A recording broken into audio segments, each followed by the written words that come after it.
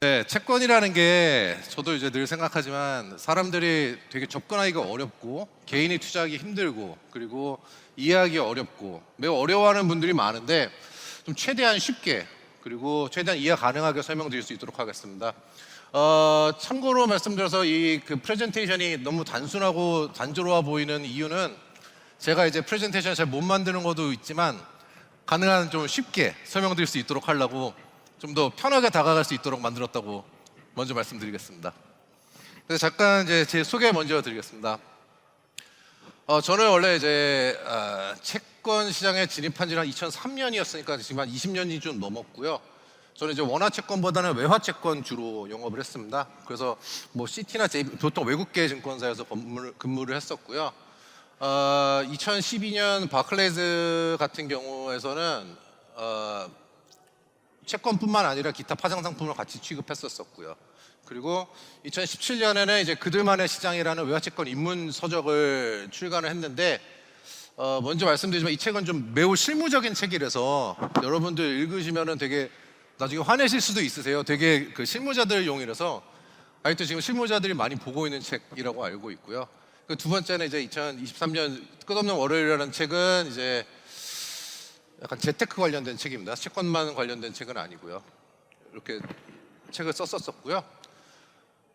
여기서 보시면 아시겠지만 저는 계속 세일즈를 주로 해왔었기 때문에 애널리스트나 이코노미스트처럼 이렇게 강연 위주의 일을 많이 해본 적은 없어서 좀 더 이제 맨투맨 1대1 강의를 더 많이 해왔었던 거를 좀 인식해 주셨으면 좋겠습니다.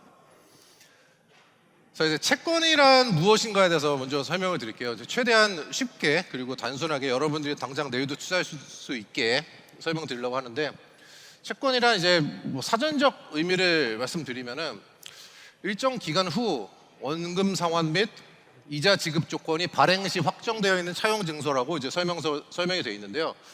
간단히 말씀드리면은 여러분들이 투자하시는 순간에 여러분들이 투자하시는 원금이 정해져 있고, 그리고 여러분들이 그 투자한 기간 동안에 받을 이자가 정해져 있고요.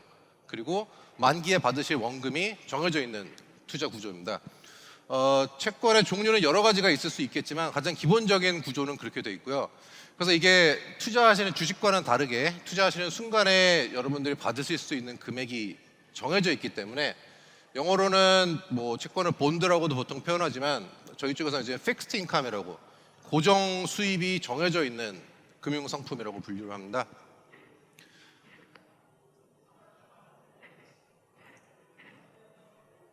자, 여기서 제가 이제 조금 다른 분들이 채권을 어떻게 강의하는지 좀 들어봤었지만 저는 조금 더 폭넓은 채권의 의미를 설명드리려고 하는데요. 이제 첫 번째 보이시는 저 채권이 우리가 일반적으로 얘기하는 유가증권으로서의 채권입니다. 이제 금융시장에서 우리가 주로 거래되는 뭐 정부채나 회사채나 등등을 이제 유가증권화시켜서 증권회사를 통해서 거래되는 거를 보통 이제 저 앞에 있는 채권이라고 표현을 하는데요. 저는 조금 더 폭넓은 의미로 넘어가려고 합니다. 그래서 이 뒤에 있는 채권이라는 거는 이제 채무의 권리, 채무 증서뿐만이 아니라 채무의 권리를 의미하는데요. 이건 약간 민법상의 채권의 의미인데, 예를 들면은 우리가 이제 국채나 회사채 같은 경우는 앞에 있는 유가증권으로서의 채권의 의미겠지만 뒤에 있는 채권의 경우에는 우리가 누군가한테 대여를 해줬거나 아니면은 누군가한테 대출을 해줬을 경우에 그때도 이제 유가증권이 아니기 때문에 앞에서 말하는 금융시장법상의 채권으로 분류되지는 않지만 우리가 채무를 이행받을 수 있는 권리를 가지기 때문에 뒤에 것도 채권, 뒤에 거는 민법상의 채권이라고 표현하는데요. 투자해보신 분들은 대부분 아시겠지만 우리가 이제 앞에 있는 채권만 갖고 고려를 하면은 사실 그 채권을 개인이 투자하기에 큰 매력도가 많지 않습니다. 수익률이나 아니면 그 금리 변동에 대한 예측이 쉽지 않기 때문에. 그래서 저는 이제 투자하는 재테크의 목적으로서는 좀 더 폭넓게 채권을 보는 게 투자자들이 좀 도움이 될 거라고 생각합니다. 일단 채권을 한 번도 투자해 보시지 않은 분들이 채권이 어렵다고 느낄까봐 좀 더 쉽게 비교를 하려고 저는 일단 정기예금하고 비교를 해보겠습니다. 여러분, 정기예금이라는 거는 일반 그 수시 입출금 계좌랑 다르게 여러분이 일정 기간 동안 그 일정 금리를 일정 기간 동안 금액을 넣어놓고 일정 기간 동안 돈을 받게 돼 있는 이자와 원금을 받게 돼 있는 구조인데요. 만약에 이제 한 기간, 만기가 1년 미만이다. 그렇다면은 정기예금에 현금으로는 처음에 원금을 집어넣으실 거고요. 특히 은행에다 집어넣겠죠. 은행에다 집어넣게 되고 원금을 집어넣고 일정 기간이 지나게 되면은 소정의 이자와 그다음에 원금이 돌아오게 되는 구조입니다. 많은 분들이 정기예금은 투자해 보셨을 거라고 생각해요. 정기예금은 제가 보기에는 채권하고 거의 비슷한 구조, 약간의 차이가 있는 비슷한 구조라고 생각하기 때문에 이해를 편리하게 이해하실 수 있도록 정기예금을 갖고 설명을 드리고요. 만약에 이제 정기예금이 1년 이상이다. 그 기간 동안에 생기는 이자를 기재관 이자라고 부르고요. 만약에 정기예금을 여러분이 1년 이상의 정기예금에 투자를 했다. 일단 여기서 2년이라고 볼게요. 2년을 정기예금을 투자했다고 생각하시면은 첫해 이제 투자하실 때 원금을 투자하시게 될 거고, 이제 1년 동안의 기간 이자가 발생하여 1년 후에 이자를 받게 됩니다. 1년어치 이자를 받게 됩니다. 그리고 다시 그 이후 1년 동안의 기간 이자가 발생하게 되어서 원금과 이자를 받게 되죠. 우리가 가정을 드릴게요. 연 이자율이 3%이고 만기가 2년이고 원금 100이라는 정기예금을 가정하게 되면은 여러분들이 정기예금에 투자를 하실 때, 투자라고 부를게요. 이것도 투자를 하실 때 원금을 100만큼 집어넣으시고요. 그리고 1년이 지났을 때 이자, 원금의 3%인 이자 3을 받으시게 될 거고요.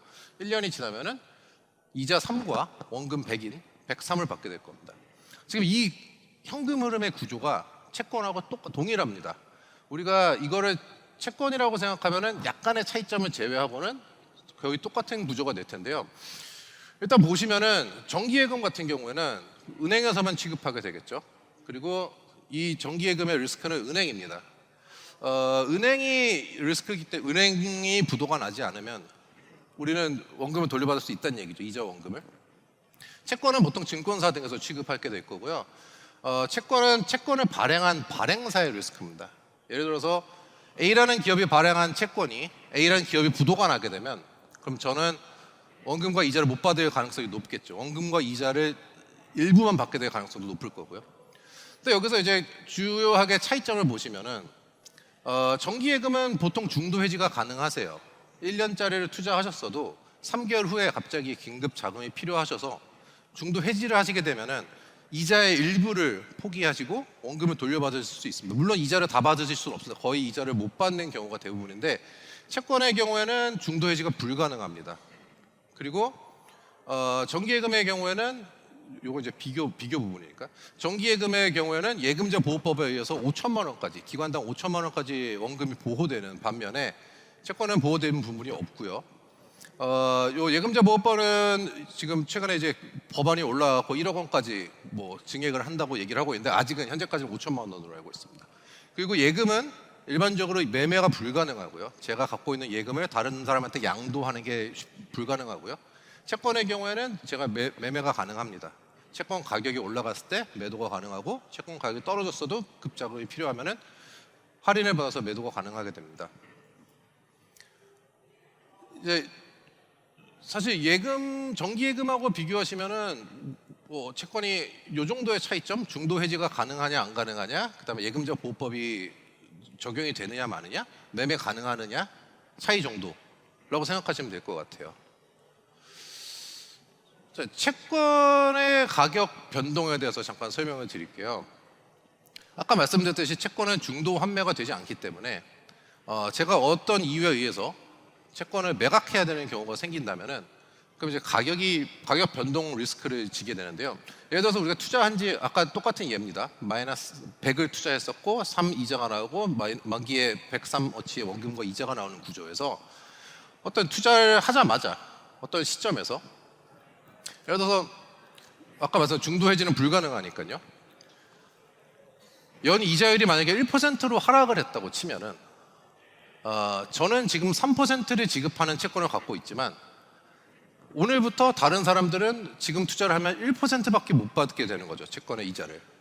그러면은 그 사람들은 2년 동안 1%밖에 못 받는 반면에 저는 3%를 받을 수 있으니까 제가 가진 채권은 프리미엄을 받고 매각할 수 있을 겁니다. 당연히. 저는 약 연 2% 정도씩 총 4, 뭐 계산을 해보면 정확히 4는 아니겠지만 거의 4 정도에 가까운 프리미엄을 받고 한 103에서 104 사이의 채권을 팔 수 있겠죠. 프리미엄 받고 매각이 가능합니다. 근데 만약에 오늘 연 이자율이 5%로 상승했다고 하면 다른 투자자들은 밖에 나가가지고 5%짜리 채권을 살 수 있어요. 그럼 제 거는 3%밖에 안 돼요. 저는 중간에 환매가 되지 않기 때문에 제 거를 매각을 하려면 저는 한 3에서 4 정도는 보상을 해줘야지 그 사람들이 살 수 있을 거잖아요. 그러니까 저는 예를 들어 96이나 100원이 아니라 96이나 97원 정도에나 매각이 가능할 겁니다. 그래서 디스카운트를 적용해서 채권 가격을 할인해서 야 매각이 가능할 겁니다.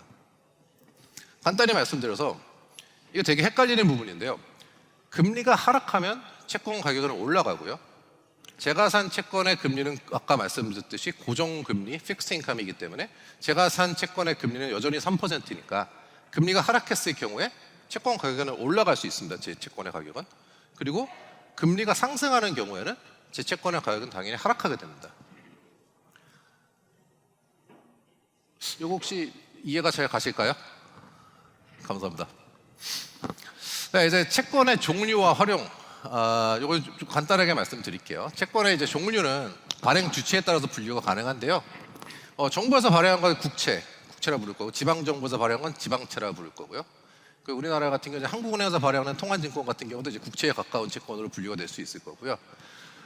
공기업들이 발행한 공사채, 금융기관이 발행한 금융채, 기타 법인들이 발행한 일반 회사채 등으로 이제 채권을 발행 주체 기준을 분류할 수 있을 거고, 또 이제 담보 유무에 따라서 분류할 수 있습니다.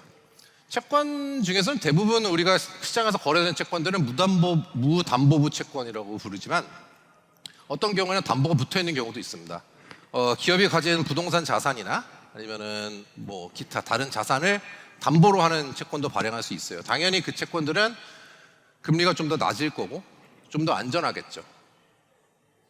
그리고 이제 원금 상환 방식에 대해서 또 분류할 수 있을 텐데요. 가장 거래가 많이 되는 형태는 이제 분리시라고 부르는 만기의 원금을 통으로 같이 주는 구조이고요. 이제 어떤 채권들은 아모타이징 본드도 있습니다. 아모타이징 본드는 만기까지 원금이 이자와 함께 기간별로 나눠져서 원금을 일부씩 상환하게 되는 구조고요. 아모타이징 본드 같은 경우는 사실 그 유동성이 뛰어나지 않기 때문에 투자를 하거나 매각을 하기가 쉽지 않을 겁니다. 이자 지급 방식에 따라서 또 분류가 될 텐데요. 고정금리를 주는 채권이 있고 변동금리를 주는 채권이 있어요. 근데 우리나라 같은 경우는 변동채들이 그다지 유동성이 뛰어나지 않아서 실제로 거래하기 쉽지 않으실 텐데, 우리가 아까 말씀드렸던 3%의 고정금리를 주는 채권, 대부분의 채권은 고정채라고 보시면 될 것 같아요. 변동채 같은 경우는 금리가 기준 금리에 따라서 금리가 변동하게 됩니다.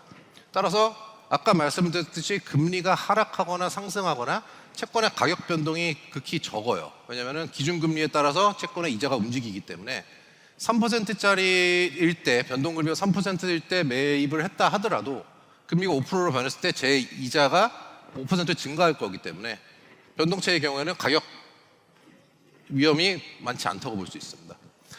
이런 채권들을 우리가 사실 뭐 채권을 한 번도 투자 안 해보신 분들이 대부분이시겠지만 사실 우리가 만드는 대부분의 금융 상품들에는 채권의 요소가 가미가 되어 있습니다. 예를 들어서 우리가 금융사에서 살 수 있는 원금 보장형 구조의 채권이라든가 아니면은 많이 투자하셨던 그 주가 연계 채권, ELS, Equity Linked Securities라고 하죠. 아니면은 이제 DLS, 파생 연계 증권. 그리고 한국에서는 많이 거래되지는 않지만 이제 주택 저당 채권이고요. 그다음에 이거는 이제 ABS는 한국말로 뭐라고 해야 될지 잘 모르겠네요. 자산 저당 채권이라고 해야 되나? 이런 수많은 구조를 사실 채권을 기준으로 만들게 되는데, 이건 일단 제가 시간이 좀 남으면 뒤에서 좀 설명을 드릴 수 있도록 하겠습니다. 사실 우리가 이 안에 있는 이 채권을 가지고 구조화 증권을 만드는 기법으로 우리의 자산을 조금 더 안정적으로 운영하거나 조금 더 높은 수익률을 얻을 수 있는 방법도 있을 수 있어가지고 그때 설명을 드리도록 하고요. 자, 요 참 되게 많이 듣는 질문이었어요. 저는 이제 2003년부터 채권 2003년 11월부터 제가 시티그룹 글로벌 마켓이라는 곳에서 이제 외화채권 세일즈를 하게 되면서 제가 이제 주로 담당하던 고객은 저는 이제 한국은행이었습니다. 채권은 보통 기관들이 주로 투자를 하게 되니까 저는 이제 매우 많은 기관들과 거래를 하게 됐는데요. 개인들은 사실 채권 투자가 쉽지 않았고, 특히 제가 거래하는 이제 외화 채권 같은 경우에는 개인들의 수요가 그렇게 많지도 않았고, 직접 제가 거래할 일도 없었고, 주로 저는 이제 WM이나 PB 같은 쪽에다가 채권을 넘겨주고 그쪽에서 개인이랑 거래를 하게 되는데, 물량도 크지 않고 시장에서 차지하는 비중도 작습니다. 반면에 이제 중앙은행이라든가 우리나라의 시중은행들 아니면 한국투자공사 등등은 채권을 매우 적극적으로 활용하고 있는데요. 한국은행 같은 경우는 이제 저는 20년을 넘게 한국은행을 커버했던 세일즈맨이지만, 우리가 모두 아는 외환 보유고라는 개념이 있잖아요. 한국은행은 이제 어느 정도의 달러를 항상 보유하면서 환 안정성을 유지하기 위해서 외환 보유고를 운영하는데, 그 외환 보유고의 대부분이 채권으로 운영되고 있습니다. 주로 미국 국채, 뭐 유럽 국채, 일본 국채, 뭐 회사채, MBS, ABS 등으로 운영이 되고 있는데, 뭐 이런 얘기를 사람들에게 하면은 사실 대부분 무슨 말씀인지 잘 알아듣지도 못하시고 관심도 없으세요. 뭔지도 잘 모르겠고, 왜 이렇게 어려운 거를 하냐, 주식은 쉬운데, 이런 얘기 많이 하거든요. 다들 주식은 뭐 누구나 주식 투자 한 번씩 해봤을 테니까 주식은 투자하는데, 채권 얘기를 하면은 이게 어려운 거 하고 있구나. 저는 생각을 참 많이 해봤습니다. 채권이 정말 주식에 비해서 어려운 걸까? 저는 솔직히 말씀드리면은 채권이 주식보다 훨씬 쉬운 것 같습니다.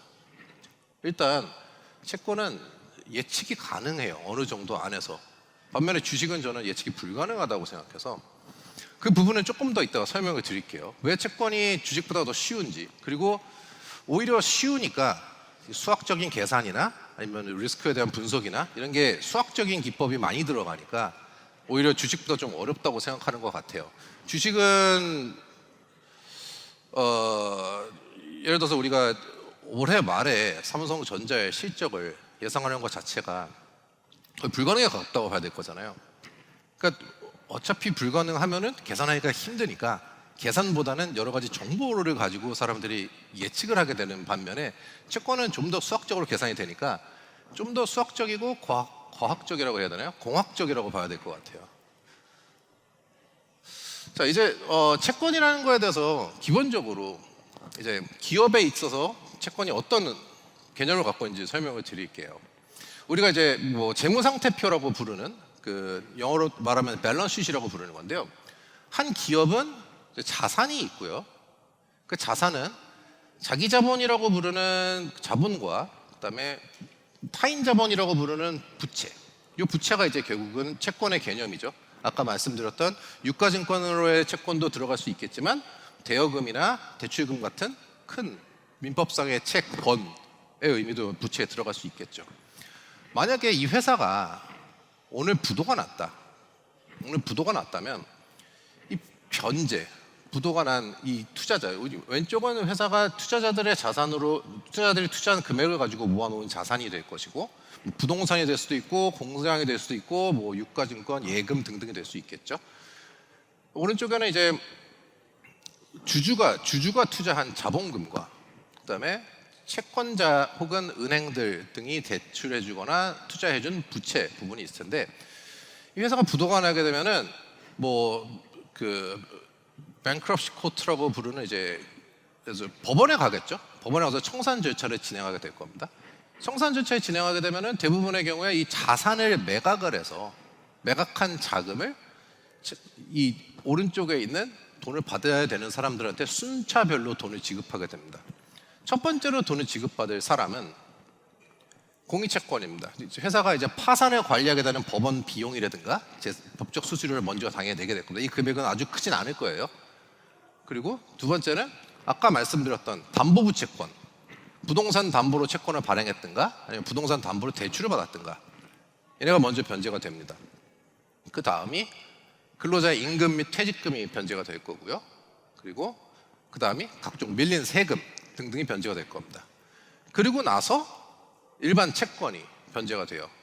그리고 나서는 후순위 채권이 변제가 될 거고요. 그 다음에 주식이 변제가 됩니다. 일반적으로 회사가 부도가 나서 청산 절차를 진행했을 때 잔존 가치라고 부르는, 이 앞에 있는 1, 2, 3, 4와 그 다음에 담보부 채권을 지급하고 나서 이 부채 부분, 채권자 몫이죠. 일반 채권자 몫인데 이 채권자 몫으로 받을 수 있는 나머지 잔여 가치를 리커버리 레이시라고 부르는 개념인데요. 이게 회수율이라고 부릅니다. 회수율이 회사마다 다를 수 있겠지만 좀 회수율이 매우 높은 회사들은 60%에서 70% 정도 받을 수 있는 경우도 있고 그리고 낮으면 0%에서 20%도 받을 수 있을 겁니다. 예를 들어 옛날에 리만 브라더스가 부도났을 때는 제 기억에는 20% 미만을 받았었다고 알고 있고요. 금융회사 같은 경우는 이 고정자산이 많지 않을 거기 때문에 하지만 제조업이나 고정자산이 많은 회사 같은 경우는 좀 더 높은 비율로 회수를 받을 수 있겠죠. 말씀드렸듯이 저는 아직까지는 이 일반 채권이 100%를 받는 경우는 못 봤어요. 회사가 부도가 났을 때 일반 채권이 100%를 회수하는 경우는 본 적이 없습니다. 일반 채권 100% 회수를 못 한다면 후순위 채권은 당연히 0이에요. 여기가 먼저니까요. 후순위 채권은 당연히 0을 받을 거고 주식도 0을 받을 겁니다. 그렇죠? 주식 회사가 부도나게 되면은 주식은 잔존 가치에 대해서 전혀 권한이 없는 경우 한 번도 주식이 약간 주주들이 돈을 받아가는 경우는 본 적은 없는 것 같아요. 이렇게 생각을 하십시오. 우리가 투자를 했을 때 최악의 경우에 우리는 투자를 할 때 아까 말씀드린 이자와 원금을 받을 계획을 하고 투자를 했잖아요. 최악의 경우에 회사가 부도가 났어요. 부도가 났을 때도 우리는 어느 정도의 잔존 가치에 대한 권한을 갖고 있다라고 보시면 될 것 같아요. 요거는 이제 방금 설명드린 부분이네요. 자녀재산의 회수율. 우리가 주식하고 살짝 비교를 해볼게요.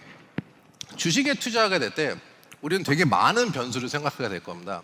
뭐 PE 레이쇼가 어떻네, PB 레이쇼가 어떻네, 매출이 어떻네, 주당 순이익이 어떻네, 뭐 그런 기업 자체만의 요인들도 있겠지만 뭐 산업의 변화, 공급망의 변화, 그다음에 우리가 예측하기 힘든 경쟁사의 전략의 변화, 규제 변화, 대외 여건의 변화, 뭐 최저임금 증가로 인건비 증가, 경영진 변화, 수많은 변수들이 주식의 가격을 결정하게 되겠죠. 저는 20년 넘게 채권만 파고 있던 사람 입장에서 이거를 우리가 정말 개인이 이걸 모든 거를 다 예측할 수 있을까? 사실 매우 힘들 거라고 생각하고 그리고 현실적으로 불가능하다고 보는 부분은 예측을 하더라도 이게 과연 주식의 가격에 얼마만큼 영향을 미칠까?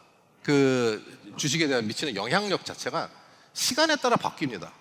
사람들이 어떤 때는 유가가 올랐을 때 주가가 오르는 게 맞고 어떤 때는 유가가 떨어졌을 때 주가가 올라가는 게 맞고 유가의 영향이 주가에 미치는 영향이 관여도가 매번 다를 수 있을 거고 PE 레이쇼도 그렇고 PB 레이쇼도 모든 변수가 늘 똑같은 만큼의 영향을 주식의 가격에 미치지 않기 때문에 가격을 예측하는 게 사실 굉장히 힘들 거예요. 그리고 이제 요거는 이제 학술적으로도 주식 가격이나 주식 및 기타 금융 자산의 방향성에 대한 투자는 사실 방향을 맞출 확률이 55%가 넘기 힘들 거다라는 논문도 많이 나와 있습니다. 그래서 뭐 특히 개인으로서 기관 투자자가 아닌 개인으로서는 정보에 대한 접근성도 있고 정보의 양도 있고 해서 쉽지 않다고 보고요. 반면에 채권을 생각해 보시면은 우리는 간단해요. 일반적으로 채권들은 이제 3년짜리, 5년짜리, 3년짜리가 제일 거래가 많이 됩니다. 이건 2년짜리 가정했는데요. 우리가 A라는 기업의 채권에 투자를 할 때, 먼저 투자를 할 때 생각을 해볼게요. 이 시점, 투자를 하는 시점. 투자를 하는 시점에 우리는 이것만 고민하면 될 거예요. 우리가 투자하는 이 기업이 2년 동안 나한테 부도가 나지 않고 이자와 원금을 줄 수 있을까만 고민하면 될 것 같아요. 그래서 삼성전자 채권에 투자한다고 생각해 보세요. 2년 안에 삼성전자가 부도가 나서 내 원금을 못 갚지는 않을 것 같잖아요. 오케이, 그러면 나는 투자할 수 있을 것 같아요. 적어도 나는 3년 버니까요. 조금 더 위험한 회사로 가보면은 예를 들어서 어느 회사라고 그럴까요? 삼성 시용 등급상으로는 삼성전자보다 위험하니까. 그래서 대한항공이라고 생각해 보겠습니다. 대한항공이 2년 안에 내 원금을 설마 못 갚지는 않겠지? 라고 생각할 거잖아요. 그러면은 오케이, 대한항공 투자할 수 2년이건 3년이건 저는 이제 아까 말씀드렸던 주식과는 다르게 주식은 주식의 가치에 영향을 미치는 earning per share, 주당 순이익이나 실적 같은 게 당장 올해 실적도 예측하기 힘들잖아요. 우리가 숫자로. 물론 기업이 좋아지면은 채권 금리도 떨어지긴 하겠지만 우리가 투자하는 상품에 대해서 이 회사 부도만 안 나면 나는 돈 받을 것 같아. 매우 간단한 생각인 것 같아요. 근데 일단 삼성전자보다 대한항공이 조금 더 위험하겠죠.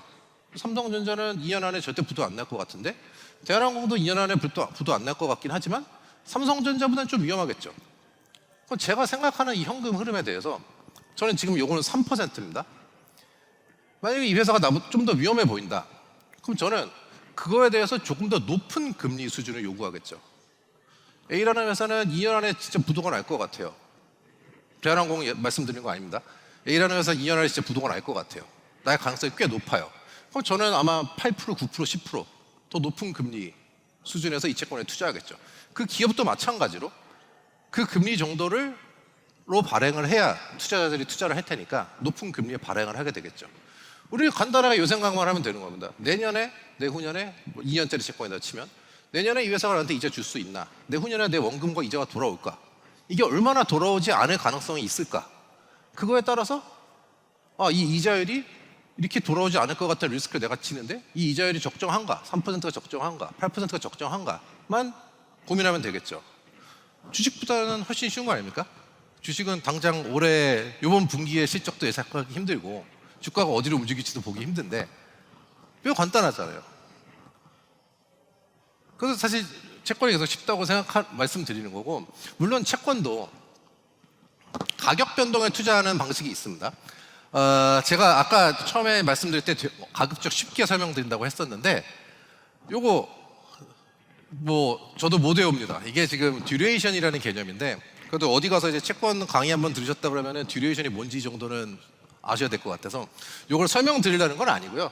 저도 이 공식 못 외웁니다. 이건 어차피 다 계산해 줘요, 누군가가. 이게 듀레이션의 개념이 뭐냐면은 아까 우리가 봤던 여덟 번째 슬라이드에서 우리가 똑같은 채권을 가정했었을 때 이제 금리가 오르면 가격이 떨어지고 금리가 다시 말씀드릴게요. 금리가 하락하면 가격이 상승하고 금리가 상승하면 가격이 하락한다고 말씀드렸어요. 이 듀레이션이라는 개념은 금리가 하락했을 때 가격이 얼마만큼 움직이느냐를 보여주는 척도라고 생각하시면 됩니다. 간단하게 설명드려가지고 이 공식 다 전혀 아실 필요 없고요. 예를 들어서 아까 우리가 여기서 2년짜리 채권에서 3%짜리 채권이 금리가 2% 떨어져서 1%가 되었을 때 가격이 상승하겠죠. 간단히 말씀드리면은 10년짜리 채권인 경우에는 가격이 더 많이 상승하겠죠. 왜냐면은 저는 2% 높은 금리를 10년 동안 더 받을 수 있으니까. 반대로 말해서 10년짜리 채권은 금리가 올랐을 때 가격이 더 많이 떨어지겠죠. 이게 이제 듀레이션의 개념이라고 생각하시면 될 겁니다. 요새는 이제 듀레이션이라는 개념도 요새는 DV51이라는 개념을 표현하는데, 이제 DV가 이제 달러 밸류라고 표현하는데요. 금리가 1bp, 0.01% 움직였을 때 가격이 얼마나 움직이느냐로 표현하는 경우도 많습니다. 그래서 어디 가서 이제 채권 강의 듣고 왔다고 하면은 듀레이션이 뭔지 알아. 금리 변동에 따른 채권이 가격이 얼마나 변하는가에 대한 척도야. 듀레이션이 높으면 가격이 많이 변하고 듀레이션이 낮으면 가격이 적게 변해. 요 정도. 좀 더 넘어가면 이제 볼록성 개념이 나오는데 거기까지는 저희 그쪽에서 일하는 친구들도 잘 이해 못하는 개념이니까 거기까지 갈 필요 없고, 듀레이션 정도만, 보통 이제 대학교에 있는 채권 교과서 안에도 보통 듀레이션과 볼록성까지만 설명이 되어 있는 경우가 많습니다. 자, 아까 말씀드렸듯이 채권의 가격의 변동을 투자하는 방식에 대해서 먼저 잠깐 설명을 드리고요. 저는 이제 채권의 위에 말씀드린 캐피탈 게인이라는 거는 이제 결국에 가치 변동에 대한 투자, 주식과 비슷합니다. 주식은 우리가 보통 주식을 매입해서 더 높은 가격에 파는 게 투자 주 목적이죠. 배당금을 투자하시는 분들도 있겠지만 대부분들은 주가가 올라가는 걸 바라고 투자를 하게 되는 거죠. 채권의 경우도 채권 가격이 올라가는 걸 바라고 투자하는 경우도 있을 수 있습니다. 많이 투자합니다. 그리고 이제 이 두 번째 방법은 보유를 하면서 생기는 그냥 이자를 계속 챙기는 투자 방식, 두 개를 한번 생각해 볼게요. 자, 채권은 다들 알다시피 채권 가격은 그렇게 크게 움직여 다니지 않아요. 그 주식만큼 가격이 크게 움직이지 않습니다. 만약에 채권 자체를 투자해서 가격 변동을 목적으로 투자를 하신다 그러면은 그 가격 변동폭 자체가 매우 작기 때문에 주식을 투자하는 거랑은 비교하지 못할 정도로 아무리 투자를 잘했다 그래도 수익을 얻기 힘들 겁니다. 뭐 말씀드린 대로 아까 듀레이션이 높은 채권을 갖고 투자를 하게 되면 어느 정도의 변동성을 테이크할 수 있겠지만 여전히 주식에 비해서는 가치가 움직이지 않아요. 그렇게 많이. 하지만 채권 자체가 가치 변화가 크지 않기 때문에 담보로서 가치가 좋습니다. 주식보다 담보로서 가치가 훨씬 인정이 되고요. 담보로서 가치가 좋기 때문에 담보 대출의 자산으로, 대상 자산으로 활용이 많이 돼요.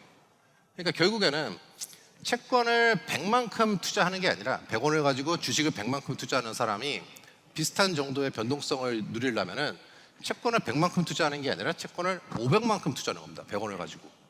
100원을 가지고 대출을 받아서 채권을 재투자하고 재투자한 채권을 갖고 또 대출을 받아서 채권을 재투자하고 하는 방식으로 약 5배 정도까지 레버리지 투자 충분히 가능할 거고요.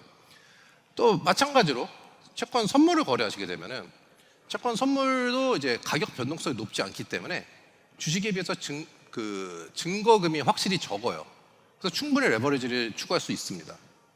그래서 정말 방향성 위주로 채권을 투자하시게 되려면 만기가 긴 채권에 담보대출을 이용해서 이제 레포 마켓이라고 하는데 그 담보로 레버리지를 쌓든가 혹은 이제 선물로 투자하시게 되면은 충분히 주식만큼의 변동성을 만들 수는 있습니다.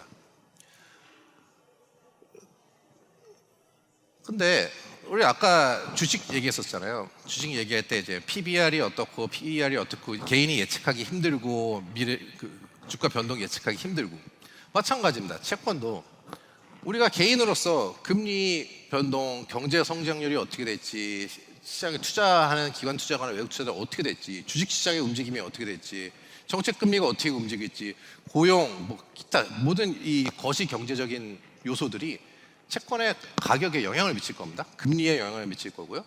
뭐 금리야 당연히 이제 채권 자체일 거고요. 전쟁이 나는 경우도 있고 테러가 나는 경우도 있습니다.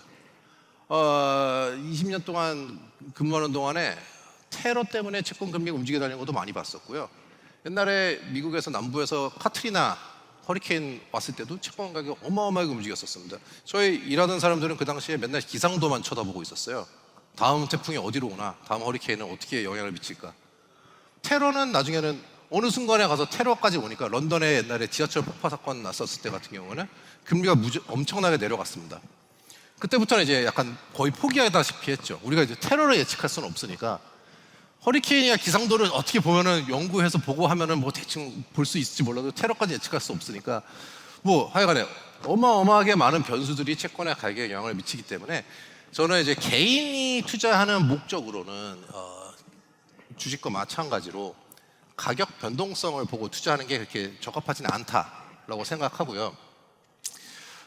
제가 개인적으로 추천하는 부분은 우리는 이제 가격 변동성보다는 채권을 보유함으로써 발생하는 보유 이익, 아까 말씀드린 이자, 아까 우리 얘기했었잖아요. 회사가 2년 동안 망하지 않으면, 3년 동안 망하지 않으면, 근데 원금 안 뜯기면 저는 3% 5% 받는 거잖아요.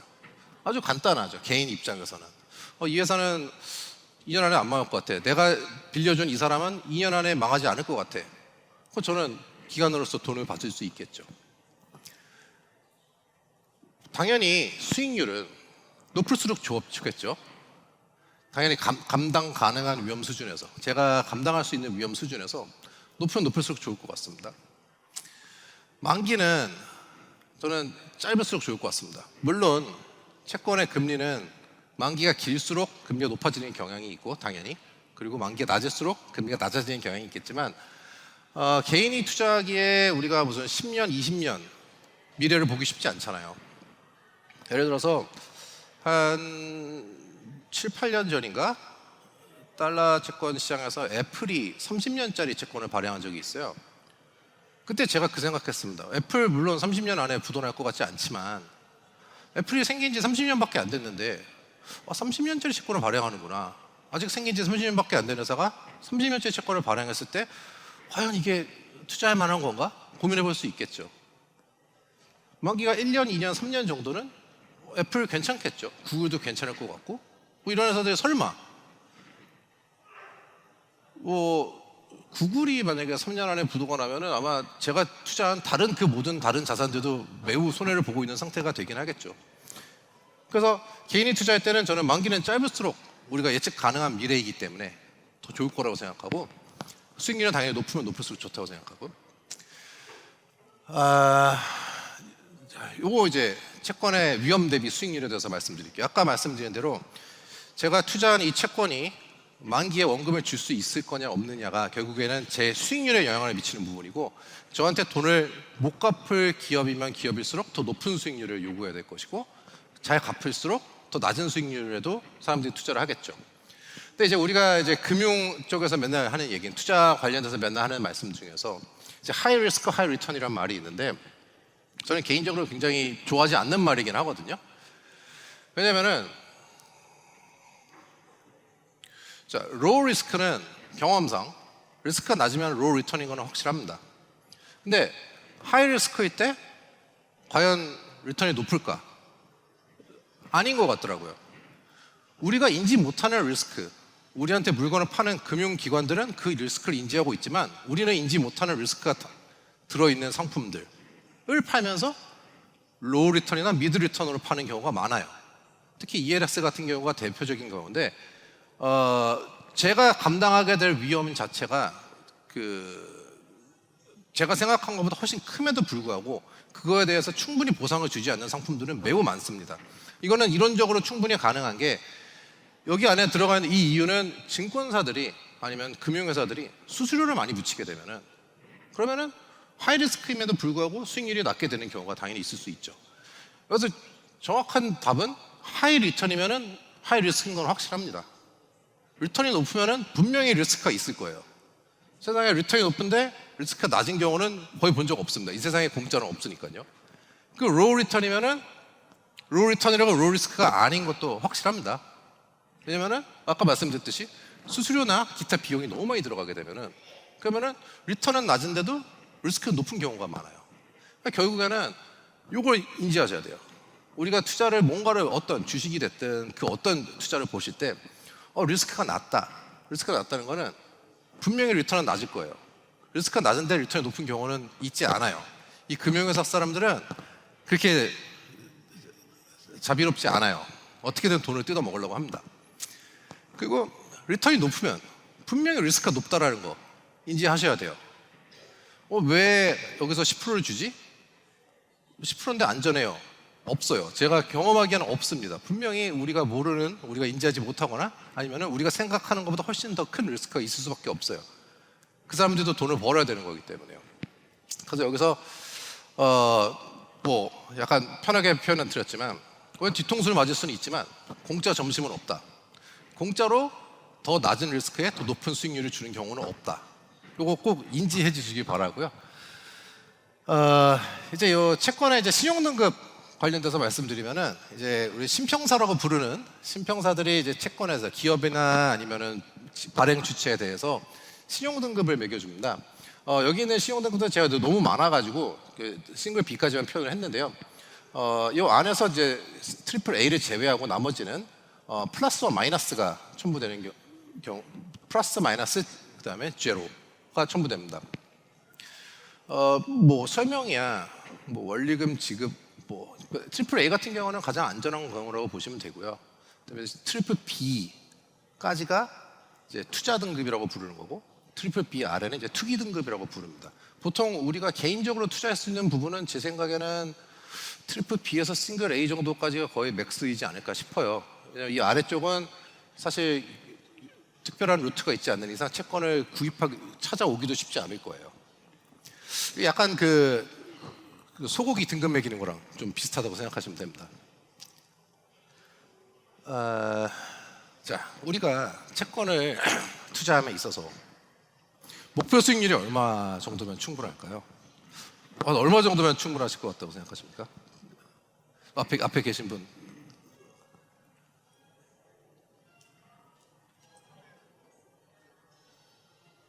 한 3에서 그래서 생각해보세요. 제가 이제 와가지고 이렇게 여러분이 오셔가지고 한참 설명 듣고 가셨는데, 아까 우리가 이제 그 말씀 드렸죠. 이제 가격 변동성에 투자하는 건 개인이 투자하기엔 좀 위험하다.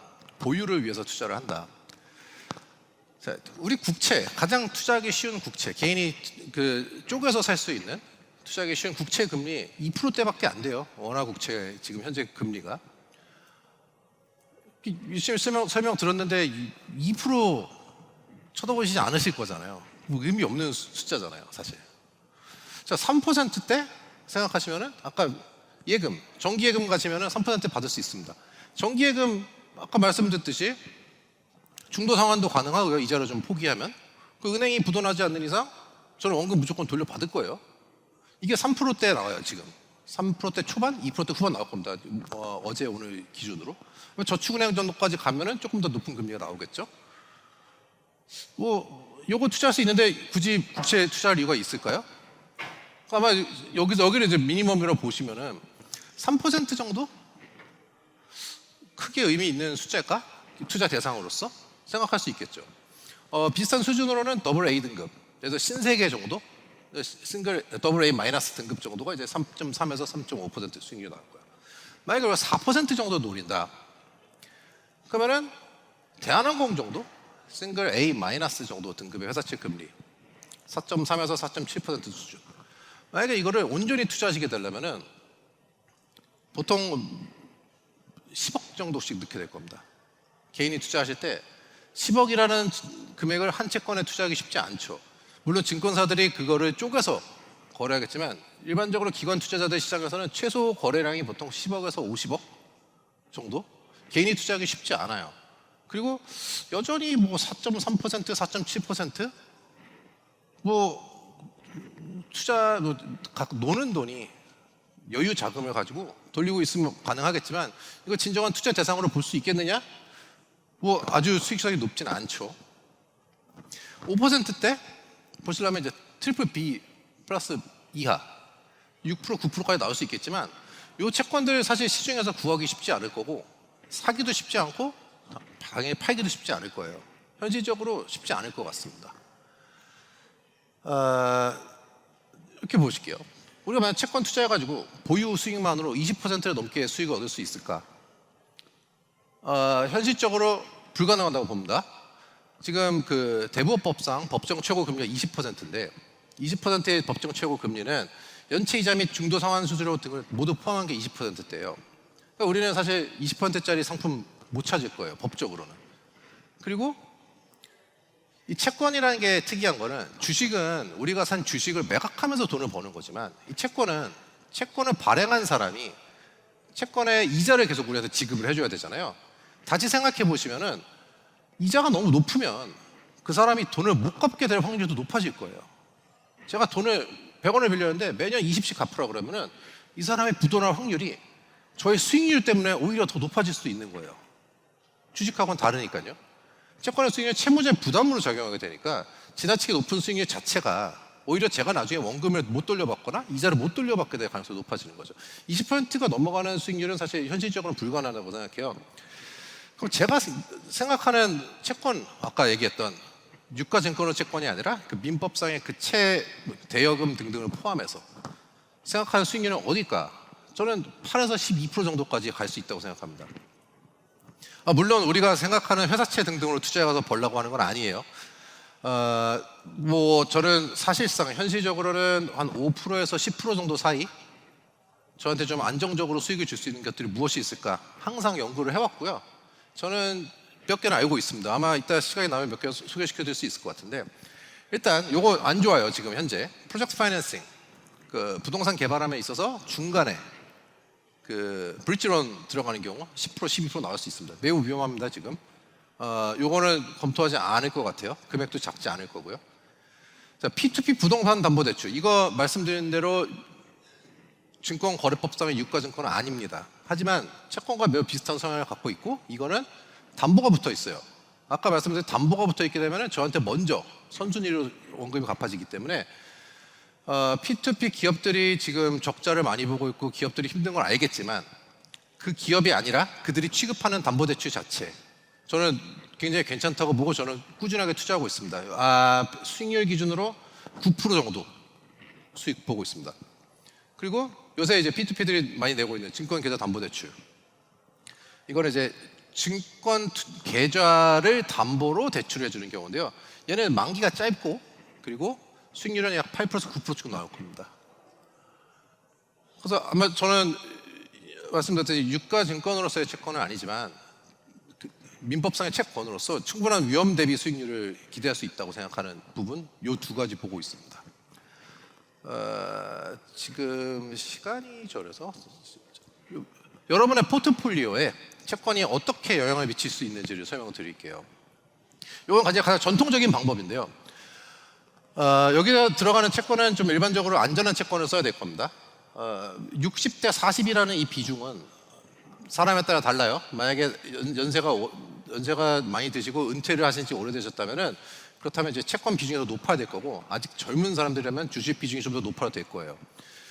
이 전략은 많이 회자되던 전략인데, 이게 뭐냐면은 주식 가격이 올라갔을 때 일정 기간마다 채권과 주식의 비율을 재설정해 주는 겁니다. 주식 가격이 올랐을 때 당연히 주식 비중이 더 커지겠죠. 채권 비중보다. 그때 주식을 매각하고 다시 비중을 6대 4로 맞춰주는 거예요. 그러면 주식 시장이 과열됐을 때 매각을 하게 되게 되고, 그다음에 채권 시장이 침체됐을 때 채권을 매입하게 되는 경향이 생기겠죠. 반대로 주식 시장이 떨어지게 되면은 채권을 팔고 주식을 더 사게 됩니다. 그러면 주가가 하락했을 때 주식을 더 사게 되고, 그다음에 채권이 상승했을 때 채권을 매각하게 되는 일정한 비율로 유지되는 주식채권 혼합 전략이 있고요.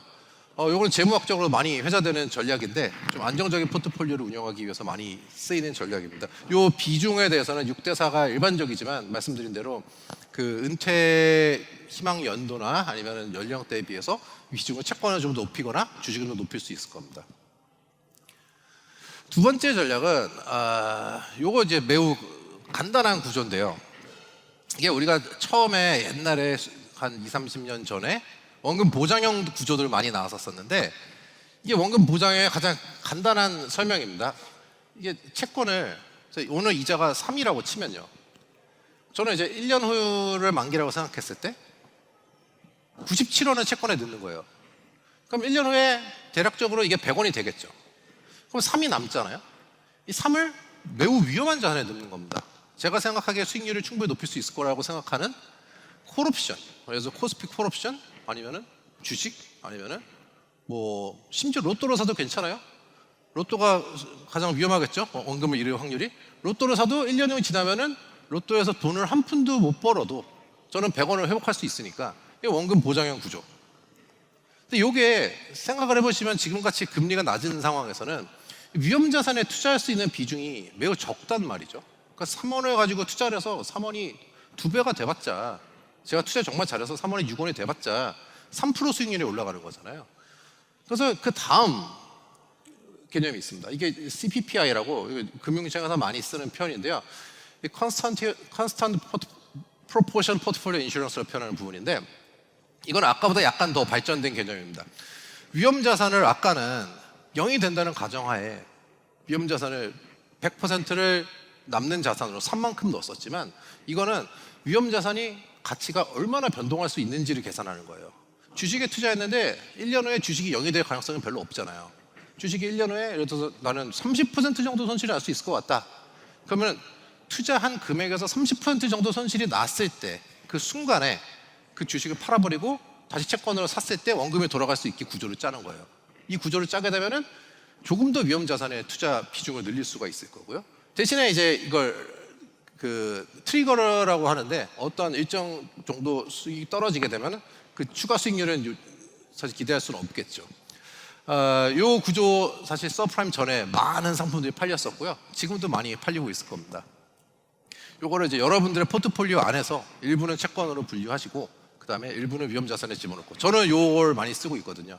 예를 들어서 한 60에서 70 정도는 좀 안전한 수익률을 보장하는 상품에 집어넣고 나머지는 위험 자산에 집어넣는 전략 써보실 수 있을 것 같고요. 자, 여기까지 이제 그 포트폴리오 안에서 사용할 수 있는 방법 말씀드리고, 아까 P2P 잠깐만 설명을 드리겠습니다. 질문 받으시기 전에. 제가 잠깐 저도 이제 스타트업에서 근무하게 되면서 8%에 잠깐 근무를 했었는데요. 그래서 거기에 있는 상품들이 개인적으로 굉장히 마음에 들더라고요. 이거는 정확히 말하면 유가증권에서 채권은 아닙니다. 근데 이제 부동산 담보 대출인데 예를 보시면은 차입자 소유의 부동산을 담보로 자금을 대출해 주는 겁니다. 이 도봉구 방학동 거성 항마을 아파트 정확히 어딘지 잘 모르겠지만 이 아파트 가치가 아파트가 이 사람이 만약에 돈을 못 갚았을 때 저는 이 아파트에 대한 담보를 가지고 제 자금을 요청할 수 있게 되는 거예요. 저는 이제 부동산에 대한 근저당을 설정하게 되고요. 이 보시면은 지금 담보 물건의 위치 그리고 수익률 만기 12개월입니다. 아까 말씀드렸듯이 만기가 짧고 수익률이 높아요. 그리고 수수료가 물론 여기서 붙겠지만 당연히 세금도 붙을 거고요. 세금이야 뭐 모든 투자 자산이 똑같을 테니까. 근데 수수료가 뭐 여기서 0.6에서 1.2% 정도 떨어질 겁니다. 그래도 8%가 넘어가는 수익률이 나올 수 있잖아요. 이 보시면은 뭐 대출 금액이고 부동산 담보 대출이고 유효 담보 비율. 집이 10억인데 예를 들면 집이 10억인데 앞에 선순위 대출 포함해서 대출 금액이 다 합해서 5억 1천밖에 안 되는 거예요. 그럼 이 사람이 돈을 못 갚아가지고 나중에 경매 들어갑니다. 법원 경매로 들어가서 집을 처분해갖고 나머지 자녀 자금을 제가 돈을 받게 되겠죠. 이 집값이 40% 이상 떨어져야 우리가 손해를 보게 돼요. 가능성이 높지 않다고 보는 거예요. 만기가 1년밖에 안 되니까. 매우 괜찮은 자산이라고 생각하는 거예요. 이 집의 감정가가 지금 이 경우에는 5억 8천인데 현재 이제 선순위 대출자에 9천만 원이 있었고 지금 대출하는 금액이 2억 1천만 원이라는 겁니다. 그게 이제 9천만 원 더하기 2억 1천만 원 해갖고 3억이니까 3억이 5억 8천만 원에 대해서 51.72%라는 건데 이거 매우 안전해 보이는데? 라고 생각되는 거죠. 당연히 이제 경매 들어가야 되니까 규모가 어느 정도 있는 아파트가 좋을 거고요. 그래서 저는 이 P2P 담보대출 사실 개인적으로 그 포트폴리오 포함하기에 굉장히 괜찮다고 생각하고 보통 현금으로면 매달 이자가 조금씩 들어오게 되고 1년 후에 만기에 원금이 들어오게 되는데 주로 중도 상환도 많습니다. 이건 요새 최근에 이제 P2P 업체들이 내고 있는 상품인데 말씀드리면 제가 뭐 A%에서 협찬을 받거나 후원을 받는 건 전혀 아니고요. 근데 이거 A%는 제가 잘 아는 곳이라서 이제 여기껏 쓴 건데 이건 이제 주식담보대출, 증권 계좌담보대출을 8% 정도 수익률. 특히 증권 계좌담보대출은 저는 아직 투자해 본 적은 없어요. 근데 증권 계좌담보대출 같은 경우는 만기가 짧아요. 물론 연 8.3%입니다. 만기가 짧아요. 그리고 얘는 문제가 생겼을 때 이 차입자가 돈을 못 갚았을 경우에 바로 주식을 청산을 해갖고 돈을 갚게 만들어주거든요. 그래서 뭐 생각해 보시면은 아까 부동산 같은 경우는 경매 진행되는데 1, 2년이 걸릴 수 있는데 얘는 이제 바로 돈을 돌려받을 수 있죠. 물론 당연히 아까 말씀드렸듯이 8% 손해가 날 수 있습니다. 무조건 원금 손해 안 나는데 8% 주는 사람은 없습니다. 하지만 상대적으로 예측 가능한 리스크인 것 같다고 보는 거고 그리고 뭐 대부분의 경우에 원금의 상당 부분을 회수할 수 있지 않을까라고 생각하기 때문에 이 상품들 한번 고려해 보시라고 제안드립니다. 네, 지금부터는 작가님과 함께 Q&A 좀 진행을 해보려고 하는데요. 사전 등록 시 보내주셨던 질문을 바탕으로 진행을 좀 해보겠습니다. 먼저 첫 번째 질문입니다. 채권 금리가 2%대인데 요즘처럼 물가 상승률이 높은 시기에 채권을 굳이 투자해야 하는 이유는 뭘까요? 하고 질문 주셨는데요. 예, 아까 말씀드린 대로 이제 저는 이제 2%, 3%짜리의 채권에 개인들이 투자라고 그렇게 추천하고 싶지는 않고요. 5%에서 8% 정도 수익률이 나올 수 있는 상품들 잘 찾아보면 분명히 있습니다. 그리고 우리가 감당할 수 있는 정도 수준의 리스크라고 생각되는 상품들이 그 정도 수익률을 주는 경우가 있으니까 그래서 저는 5%, 8% 정도 되는 채권 투자하시라고 추천드립니다. 네, 답변 고맙습니다. 마지막 질문 보겠습니다. 금리가 올라가면 채권 가격이 하락한다는 원리는 이해하는데 그렇다면 금리가 오를 때 오히려 잘 나가는 채권이 있다면 어떤 것들이 있을까요? 이거는 조금 되게 어려운 질문인데요. 아까 말씀드렸던 채권들 중에서 변동금리 채권인 경우에는 금리가 올라가더라도 가격 변동이 크지 않을 거고요. 금리가 올라가는데 오히려 가격이 상승하는 채권은 사실 제 경험상 단 한 가지밖에 본 적이 없는데요. 이거는 개인이 투자하기도 쉽지 않을 뿐더러 기관 투자자도 투자하기 쉽지 않은 이제 모기지 백트 세큐리티 주택 저당 채권을 갖고 구조화한 CMO라는 구조에 있는 IO라는 임자만 주는 파트가 있는데 그게 거의 유일한 부분인 것 같아요. 하지만 만약에 금리가 오를 때 잘 나가는 채권이 아니라 채권에 투자를 어떤 형태로든 채권에 투자하면서 금리가 오를 때 수익을 벌고 싶다면은 인버스 ETF를 사용하시면 가능할 것 같아요. 채권 자체로서는 금리가 오를 때 돈을 버는 구조는 거의 없습니다.